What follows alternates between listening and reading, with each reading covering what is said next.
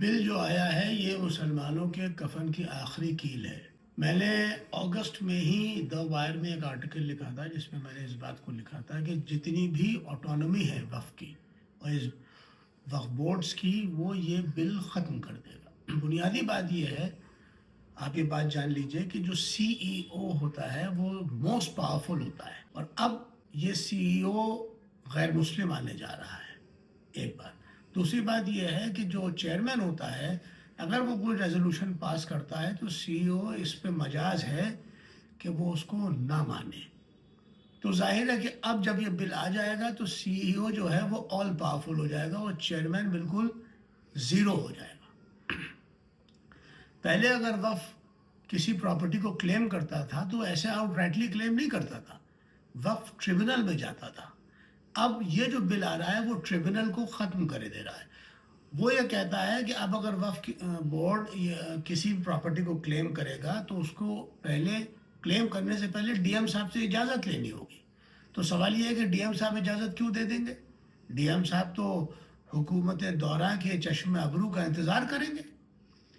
اس کے علاوہ وقف کا جو بورڈ ہے اس میں 2 غیر مسلم یعنی لوگوں کو آپ نامینیٹ کر رہے ہیں. سوال یہ ہے کہ حکومت ہند جو ہے اور جو ہمارا اس وقت رولنگ ڈسپنسیشن ہے وہ یہ سمجھے کہ یہ وقف پراپرٹیز جو ہیں وہ مسلمانوں کی ذاتی پراپرٹیز تھیں، اور ایک مرتبہ اگر کسی نے کسی وقف کو پراپرٹی کو وقف کر دیا ہے تو وہ اس کو واپس بھی نہیں لے سکتا. It is vested with God. اور یہ چیریٹی پرپزز کے لیے تھا. وقف بورڈ جو ہے وہ ان لائک ریلویز اور آرمی وہ اس سے ریونیو جنریٹ نہیں کر رہا ہے.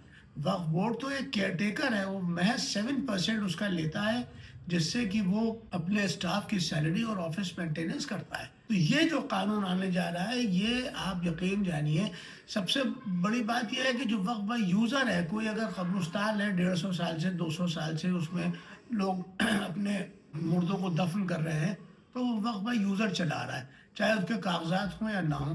جو وقف بائی یوزر ہے مثلا 150 سال 200 سال 250 سال پرانی کوئی مسجد ہے، کوئی خانقاہ ہے، کوئی امام باڑہ ہے اور اس کا کاغذات نہیں ہے تو وہ وقف بائی یوزر وہ وقف کہلائے گی. لیکن اب یہ جو بل آ رہا ہے وہ اس وقف بائی یوزر کو بھی ختم کر دے رہا ہے. یعنی آپ یوں سمجھ لیجئے کہ جو بھی مسلمانوں کی دورہ جو ہے وہ چھین لے گی. یہ ایک انتہائی کنڈیمنیبل بل ہے، انتہائی انکانسٹیٹیوشنل بل ہے. یہ صاف آرٹیکل 15 سے لے کے آرٹیکل 35 تک جو فنڈامنٹل رائٹس ہیں یہ بل پوری طرح سے in contravention and inconsistent with the constitution of India ہے.